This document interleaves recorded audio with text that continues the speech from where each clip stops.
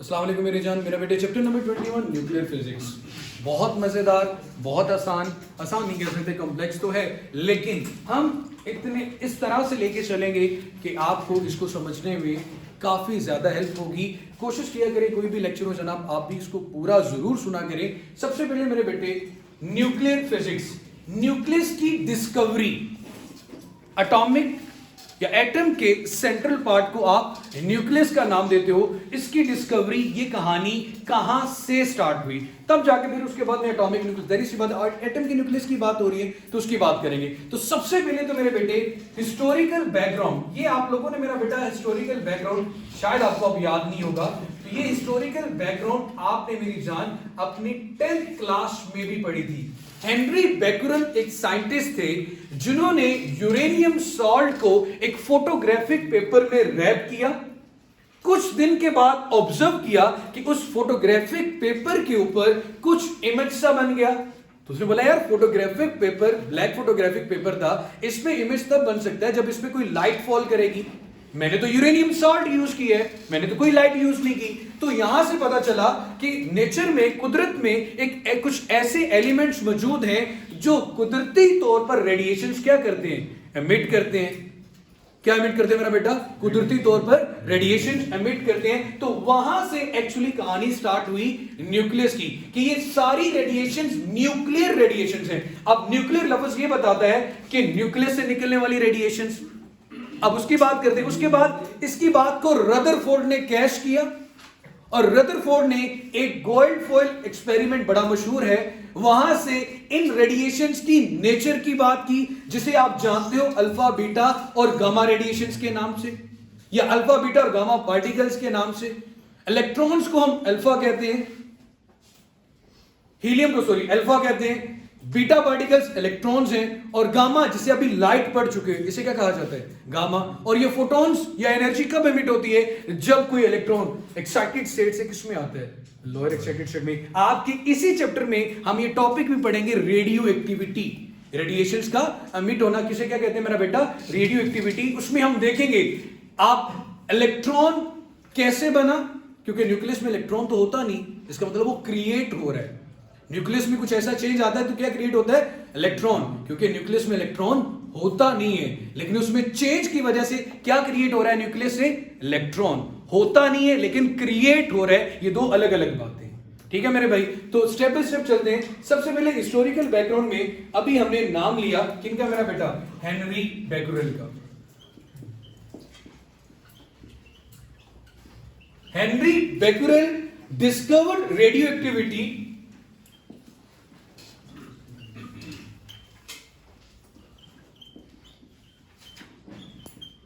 Henry Becquerel discovered radioactivity from a uranium salt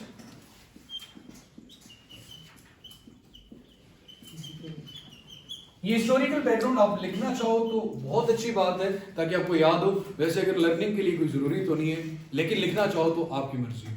from uranium salt which provoked, जहां से आगाज हुआ, an idea of atomic nucleus, an idea of atomic nucleus।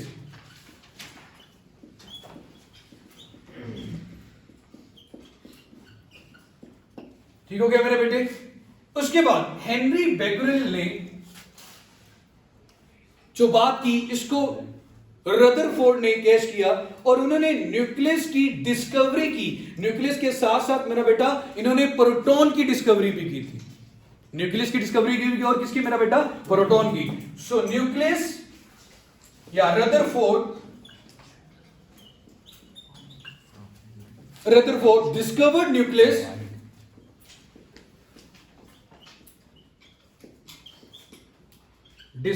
Nucleus in his एक मशहूर famous experiment of alpha particle scattering, famous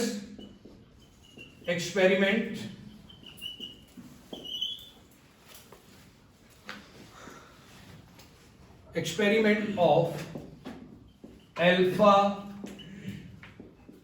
particle scattering।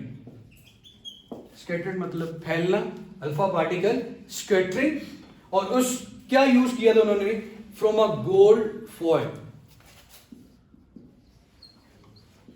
अब मैं एक छोटी सी बात बताना चाहूंगा मेरा बेटा, साथ में इस पे ये लिख देना, ऑल्सो डिस्कवर्ड प्रोटॉन। और ये वैसे हिस्टोरिकल बैकग्राउंड अगर आपको याद हो, जब बोहर का एटॉमिक मॉडल पढ़ा था तो हमने कुछ हिस्टोरिकल बैकग्राउंड के बारे में बात की थी। न्यूट्रॉन को डिस्कवर करने वाले कौन से साइंटिस्ट थे, James Chadwick. James Chadwick discover neutron. अब मेरी जान, सबसे पहले मैं एक्सपेरिमेंट को आपका विजुलाइज करवा दूं कि किस तरह का एक्सपेरिमेंट किया गया। ये देखो मेरे बेटे, मैंने एक ट्यूब ली, उसमें एक वैक्यूम क्रिएट कर दिया, मतलब there is no air. Air इसलिए नहीं रखी कि जो रेडिएशन एमिट हो रही है वो किसी और पार्टिकल के साथ जाके इंटरेक्ट ना करें, ताकि हम उनका बिहेवियर ऑब्जर्व करें। यहां पे आपने ले लिया टारगेट मटेरियल फोटोग्राफिक पेपर। ये रेडियो एक्टिविटी में दोबारा पढ़ाऊंगा, लेकिन सिर्फ बता रहा हूं कि हुआ क्या था। यहां पे आपने रख दिया डिफरेंट एलिमेंट्स, रख दिए कोई एलिमेंट रखा, हर एलिमेंट में से 3 चीजें कॉमन आ रही थी। यहां से इलेक्ट्रिक फील्ड अप्लाई किया, एक तरफ क्या आ गया, पॉजिटिव चार्ज, और एक तरफ क्या आ गया, नेगेटिव चार्ज। चीज कॉमन क्या आ रही थी, कुछ ऐसी रेस थी जो इधर डिफ्लेक्ट हो गई, कुछ ऐसी रेस थी जो नेगेटिव की तरफ डिफ्लेक्ट होगी, और कुछ ऐसी रेस थी जिन पे पॉजिटिव और नेगेटिव का कोई असर ना हुआ। जिन पे पॉजिटिव अट्रैक्ट कर रहे हैं, इट मीन उन रेस पे कौन सा चार्ज होगा, नेगेटिव। और नेगेटिव हम क्या मानते हैं, इलेक्ट्रॉन्स। और इसे हमने नाम दे दिया मेरा बेटा बीटा पार्टिकल का, एक नाम दे दिया ना। यहां पे जो नेगेटिव की तरफ रिफ्लेक्ट हुई उन पे चार्ज क्या था, प्रोटॉन। और जब इसका मैस नंबर और एटॉमिक मैस नंबर देखा गया, एटॉमिक नंबर और एटॉमिक मैस नंबर देखा गया, तो इस पॉजिटिव का किससे मिल रहा था, हीलियम से। तो आपने हीलियम को नाम दे दिया अल्फा पार्टिकल का। जहां पे हीलियम बने वो क्या मतलब है, अल्फा पार्टिकल। फिर ऐसी रेस थी जिसपे ना तो नेगेटिव का कोई असर था ना तो पॉजिटिव का कोई असर था, उन्हें क्या नाम दे दिया मेरा बेटा, गामा रेस। और मैं एक सिर्फ बात बताना चाह रहा हूं, ये फोटॉन्स हैं, लाइट है। जब एक इलेक्ट्रॉन एक्साइटेड स्टेट से लोअर एक्साइटेड स्टेट में आता है तो एनर्जी रिलीज करता है। इसमें एटॉमिक नंबर या एटॉमिक मैस नंबर में कोई फर्क नहीं आता। कुदरत में कुछ ऐसे एलिमेंट फिर पाए गए, ऐसे एलिमेंट जिनका एटॉमिक नंबर 82 से लेस है। मैं फिर रिपीट कर रहा हूं कि रेडियो एक्टिविटी में ये चीजें रिपीट करूंगा, सिर्फ मैं ये चीज बताना चाह रहा हूं कि डिस्कवरी ऑफ न्यूक्लियस एटम की यहां से स्टार्ट हुई थी। ये अल्फा, बीटा और गामा, इनके बारे में ये चीज मेरा पुत्र आप लोगों ने याद रखनी है। ये तीनों प्योर न्यूक्लियर रेडिएशन है, कहीं और से नहीं आ रही। न्यूक्लियस के अंदर कोई चेंज आता है जिसे हम न्यूक्लियर ट्रांसमोटेशन कहते हैं, कि वहां से क्या बन जाता है, अल्फा, वहां से क्या बन जाता है, बीटा, और वहां से क्या बन जाता है, gamma. They are pure nuclear radiations. अब मेरे बच्चे, हम लोग क्या जानते हैं एटॉमिक या एटम के बारे में, एटम एंड न्यूक्लियस की बात करूं जो कि आपका टॉपिक भी है। हमें बड़े अच्छे से पहला पॉइंट पता है कि मेरे बेटे, एक एटम के स्ट्रक्चर में सबसे ज्यादा डेंस चीज क्या होती है, न्यूक्लियस। डेंसिटी वाला, जहां पे नंबर ऑफ न्यूट्रॉन्स होते हैं और नंबर ऑफ प्रोटॉन्स होते हैं। तो मैं ये लिख सकता हूं मेरा बेटा कि an atom consist of highly dense nucleus and orbit. An atom consist of heavily dense nucleus, dense मतलब गाढ़ा, जिसमें ज्यादा चीजें हो, न्यूक्लियस एंड ऑर्बिट्स होते हैं एटम के स्ट्रक्चर में मेरा बेटा। यही बात करते हो मेरा बेटा, yes. ऐसा कुछ होता है। एटॉमिक मॉडल आप बड़े अच्छे से पढ़ चुके हैं। yes. अब मेरी जान, सेकंड पॉइंट में जरा गौर कीजिएगा। न्यूक्लियस के अंदर 2 चीजें होती हैं, हम ये कहते थे, प्रोटॉन्स और neutron. Modern physics, nuclear physics ये कहती है there is a large number of family, और पार्टिकल्स की एक लार्ज फैमिली यहां पे मौजूद है। ये टॉपिक आपकी बुक का हिस्सा नहीं, लेकिन वो topic at the end of the lecture में जरूर पढ़ाऊंगा। वो हर फिजिक्स पढ़ने वाले के लिए जरूरी है कि आज तक हम यही सोचते आ रहे थे कि 2 ही पार्टिकल्स होते हैं न्यूक्लियस के अंदर, एक प्रोटॉन्स और दूसरे न्यूट्रॉन्स, लेकिन there is a large number of other family particle, बहुत ज्यादा फैमिलीज हैं डिफरेंट पार्टिकल्स की। मतलब जैसे कि आप कहते हो ना कि एक 109 पीरियोडिक टेबल में एलिमेंट्स है, उसके कोई 1400 आइसोटॉप्स हैं। कितने आइसोटॉप्स हैं? अबाउट 1400। एलिमेंट्स कितने थे? 109। अब आइसोटॉप्स के अलावा कुछ है आइसोटोन्स, आइसोटोन्स के अलावा है कुछ आइसोबार्स।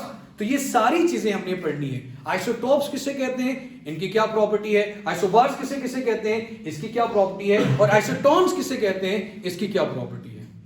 जैसे कि आइसोटॉप्स ऐसे एलिमेंट जिनका एटॉमिक नंबर सेम है, मैस नंबर डिफरेंट हो, आइसोटॉप्स हैं। इसका उलट भी है, और जो इन दोनों में मैच नहीं करता वो तीसरी चीज है, उसको भी देखेंगे। फिलहाल सेकंड पॉइंट में आपको ये चीज बताना चाह रहा हूं, न्यूक्लियस, जिसे अभी आप डिस्कवरी की बात कर रहे हो, न्यूक्लियस में हमने कहा दो चीजें होती हैं। न्यूक्लियस कंसिस्ट, मेरा बेटा ये गुनगुनाना नहीं, nucleus consist protons, neutrons, protons, neutrons and many other families of particles, and many other families of particles.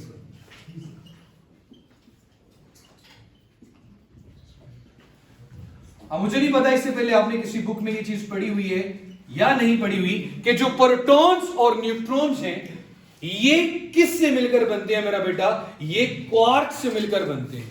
किससे मिलकर बनते हैं मेरा बेटा? जैसे न्यूक्लियस में क्या होता है, प्रोटॉन न्यूट्रॉन। अब प्रोटॉन और न्यूट्रॉन के भी क्या मौजूद हैं, सब एटॉमिक पार्टिकल। ये सब पार्टिकल जिन्हें क्या नाम दिया जाता है, क्वार्क्स का। क्या नाम दिया जाता है, क्वार्क्स का। तो थर्ड पॉइंट लिखेंगे आप मेरा बेटा, protons and neutrons are made up of quarks, are made up of quarks. किससे मिलकर बने हुए मेरा बेटा, क्वार्क्स से, are made up of quarks.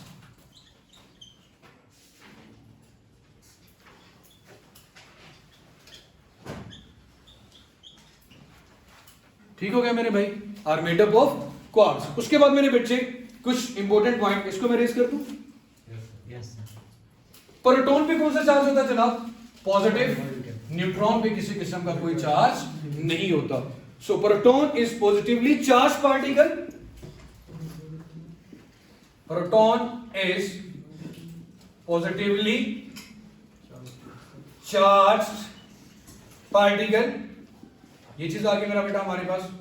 अब न्यूट्रॉन इज न्यूट्रल पार्टिकल, लेकिन याद रखिएगा मेरा बेटा, न्यूट्रॉन प्रोटॉन से स्लाइटली, बहुत कम भारी जरूर होता है। न्यूट्रॉन का मैस प्रोटॉन से थोड़ा ज्यादा होता है, स्लाइटली बोल रहा हूं, बहुत ज्यादा नहीं, स्लाइटली हैवियर देन प्रोटॉन। किसकी बात कर रहे हैं, न्यूट्रॉन की। Neutron is negatively charged particle and neutron is neutron negatively charged particle है। neutron is slightly heavier than proton, heavier than proton। ठीक हो गया मेरे भाई। उसके बाद मेरी जान, न्यूक्लियस में ऐसी कौन सी फोर्स है,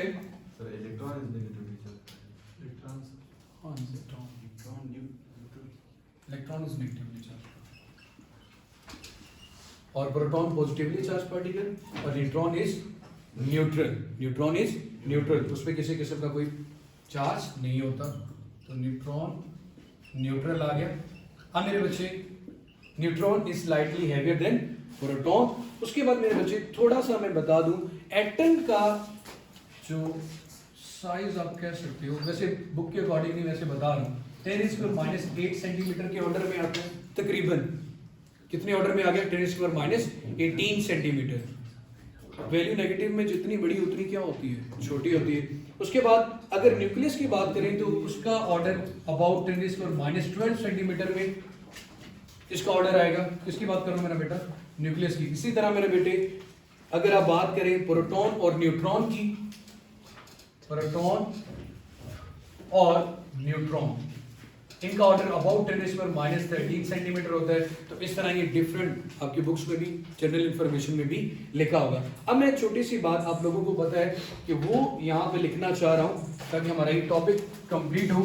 किसी भी एलिमेंट की जो रिप्रेजेंटेशन होती है, रिप्रेजेंट करते हैं, जैसे कि आप बात करते हो यूरेनियम 23492, 23592, तो ये 235 क्या चीज है और 92 क्या चीज है, बड़े अच्छे से आपको मेरे बेटा पता होगा। सिंबॉलिकली जब हम किसी एलिमेंट को रिप्रेजेंट करते हैं, सिंबॉलिक रिप्रेजेंटेशन, उसके लिए सपोज मैंने एक्स यूज कर लिया, कैपिटल लेटर, जैसे कि थोरियम है, आयोडीन है, कोई भी एलिमेंट है। आप मेरे बेटे एक नंबर ऊपर लिखते हो, एक नंबर नीचे लिखते हो। नीचे वाले नंबर को आप जी से रिप्रेजेंट करते हो शेख साहब, और ऊपर वाले नंबर को आप ए से रिप्रेजेंट करते हो। ए होता है आपका एटॉमिक मैस नंबर। क्या चीज होती है मेरा बेटा? Atomic mass number. और जी आपका होता है एटॉमिक नंबर।